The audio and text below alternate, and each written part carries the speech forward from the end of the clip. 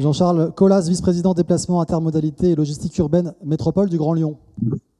Bonjour, est-ce que vous m'entendez? Oui, et c'est bien l'essentiel. Alors comment vous relevez, vous, le défi de la ZFE? Mieux que ça, vous embarquez les parties prenantes. Je vous laisse la parole pour nous raconter tout ça. D'abord, je vous prie de m'excuser de ne pas être parmi vous, mais le mouvement social sur lequel je ne porte pas de jugement, bien au contraire, m'aurait permis de vous rejoindre, mais pas de rentrer sur Lyon aujourd'hui. C'est la raison pour laquelle je suis à distance. Pour faire le lien avec les interventions précédentes, je voudrais juste dire que la ZFE, à mon avis, n'est pas un objectif, mais bien un moyen d'atteindre d'autres objectifs qui correspondent assez bien à un certain nombre d'exposés qui ont été faits en premier lieu. Donc, la métropole de Lyon et la nouvelle majorité qui a été élue en 2020 s'est inscrite complètement dans la loi d'orientation des mobilités qui obligeait les métropoles à mettre en place des zones à faible émission et la loi climat et résilience qui a fixé les calendriers. Nous avons souhaité, en tant que majorité écologiste et de gauche, mettre en place cette ZFE, pas seulement pour améliorer la qualité de l'air, mais pour aussi l'utiliser pour reconquérir de l'espace public, développer des alternatives à la voiture, essayer de je ne sais pas comment on dit le mot, de faire en sorte que les citoyens soient moins addictifs à la voiture individuelle et de trouver un peu plus de solutions alternatives. Donc, c'était bien un moyen.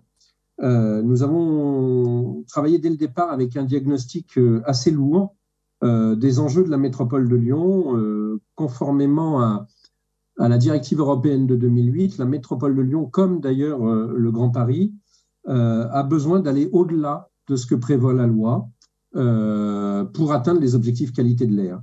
La loi prévoit l'interdiction des véhicules progressivement critère 5 depuis le 1er janvier de cette année, puis critère 4 l'année prochaine, puis critère 3 l'année suivante.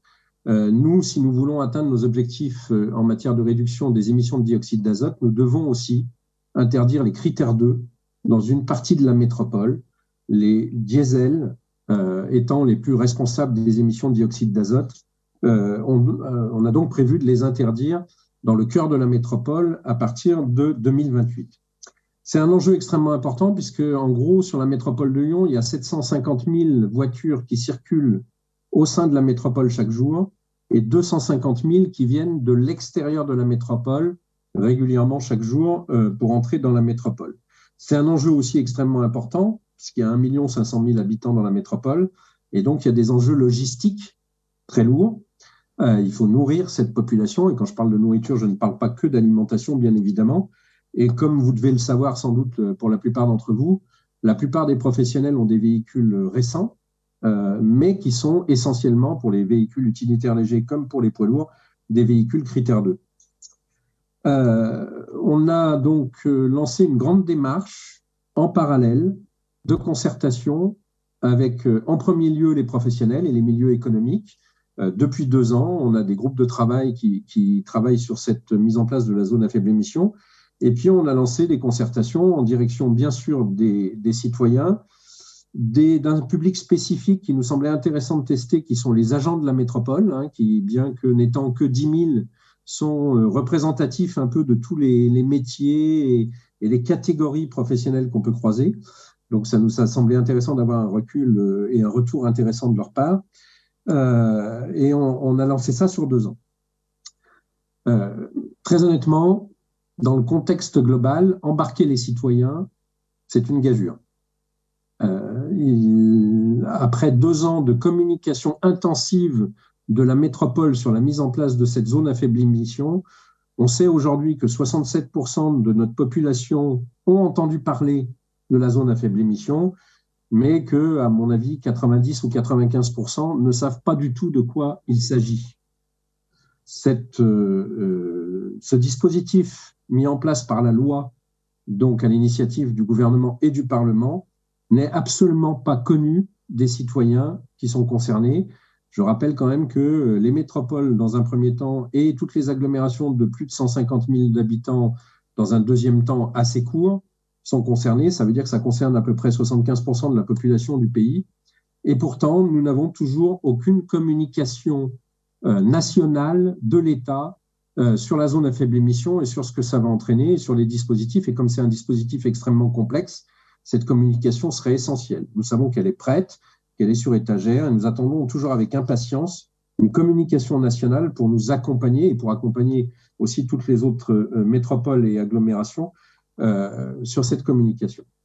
C'est d'autant plus compliqué qu'on s'attaque, je l'ai dit un petit peu tout à l'heure, à un sujet, moi je suis de formation médicale, un sujet qui relève de l'addiction, donc d'une maladie, au même titre que le tabac, l'alcool ou d'autres drogues. Nous sommes aujourd'hui, et je m'inclus dans le lot, addicts à la voiture. Nous utilisons la voiture à U et à dia, y compris quand nous avons d'autres solutions. Et la plupart du temps, quand nous avons d'autres solutions, dans la métropole de Lyon, 60% des déplacements en voiture font moins de 3 km, alors que la métropole de Lyon est l'un des meilleurs réseaux de transport en commun de France, même si on a beaucoup de choses encore à faire pour progresser, et avec un réseau cyclable qui a été initié d'ailleurs par nos prédécesseurs, qui est d'un bon niveau et qu'on a accéléré. Donc il y a une vraie addiction. Autant je dis nous, je vous vois de dos, excusez-moi, donc je ne vois pas bien la moyenne d'âge de la salle, mais les gens de ma génération, on se déplaçait, on allait à l'école à pied, au collège à vélo, et même au lycée d'ailleurs. On utilisait à peu près 10 fois moins la voiture que l'utilisent aujourd'hui nos concitoyens. Donc il y a une vraie dépendance à la voiture qui n'est pas toujours nécessaire, même si je ne nie pas l'utilité de la voiture, bien sûr, dans un certain nombre de déplacements. On a sur la métropole de Lyon un tiers des foyers, donc 170 000 foyers sur 510 000, qui ont 0 voiture. Quelques-uns par choix, parce qu'effectivement, ils ont la chance d'habiter dans le cœur de la métropole avec un réseau de transport en commun très intéressant, puis la voiture est extrêmement freinée par les conditions de circulation, mais la majorité sont plutôt des habitants de banlieue qui sont bien trop pauvres pour avoir en propriété une voiture et pouvoir se déplacer en voiture. On a donc un enjeu extrêmement lourd. On a lancé donc cette période de concertation sur bientôt 2 ans, avec une concertation publique des particuliers qui a duré près de 6 mois, avec beaucoup d'expérimentation, d'alternatives. On a testé des choses en matière de concertation qui, je pense, ne sont pas très usitées. Notamment, on a fait des expérimentations avec des foyers volontaires sur 3 mois. Comment abandonner la voiture sur 3 mois et en mettant à leur disposition, bien sûr, l'accompagnement nécessaire et toutes les alternatives à la voiture individuelle pour voir comment est-ce qu'ils vivaient en prenant des foyers de différentes communes très différentes, desservis différemment par les transports en commun, avec des besoins différents, pour voir comment ils voyaient les choses. Et on a testé beaucoup de choses et ça nous a permis, au fur et à mesure de l'ensemble de cette concertation, d'adapter le dispositif, qu'on est encore en train d'adapter, puisqu'on va délibérer définitivement sur le dispositif zone à faible émission en juin 2023, pour essayer de le rendre pas seulement le plus acceptable possible. L'objectif, c'est vraiment de trouver des solutions pour la plupart des gens et de laisser le moins de monde possible sur le bord de la route. Pour ne pas être trop long et permettre éventuellement des échanges, on a un enjeu spécifique sur le monde économique. Je l'ai dit un petit peu tout à l'heure, globalement, 90% des entreprises, d'autant plus quand elles sont grosses, mais y compris des PME et des artisans, ont des véhicules récents parce qu'ils ont un modèle d'amortissement et de TCU qui fait qu'en général, tous les 7-8 ans, ils changent leur véhicule. Donc, plutôt des véhicules critère 2 parce que l'offre en véhicule utilitaire léger ou en véhicule poids lourd est aujourd'hui à 99% diesel. Donc, ils ne sont pas concernés par les premières étapes de la ZFE. Il y a quelques agriculteurs qui interviennent sur la métropole dans le cadre des marchés ou des AMAP ou quelques cas particuliers qui ont des véhicules anciens, mais ils sont quand même très peu nombreux. En revanche, quand on va interdire le diesel dans le cœur de la zone à faible émission, là, on va avoir un enjeu très important avec le monde économique puisque ça concerne tous leurs véhicules.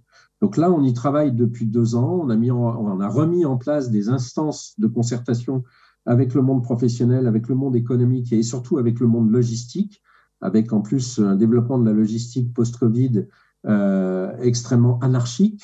Je ne vais pas m'étendre, mais je crois que toutes les villes connaissent à peu près la même chose.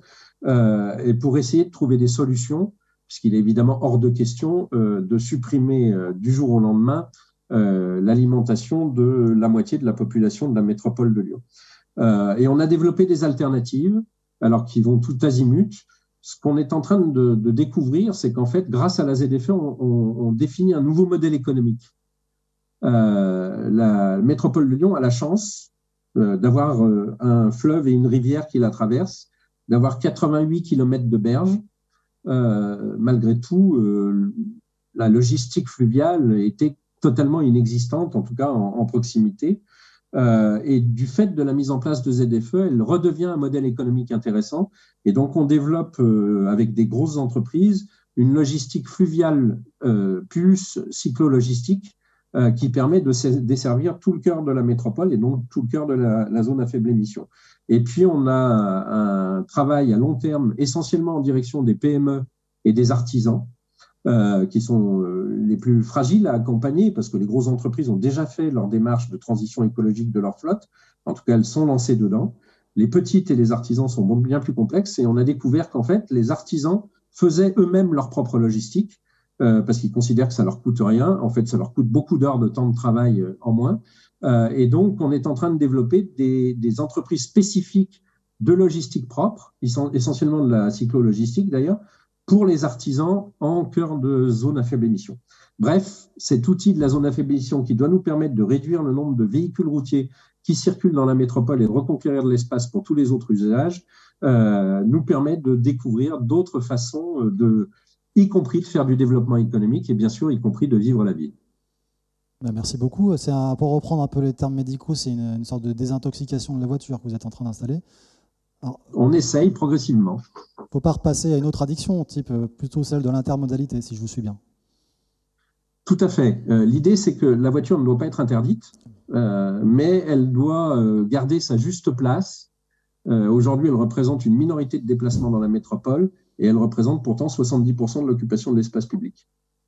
Message bien passé. Merci beaucoup. On vous applaudit.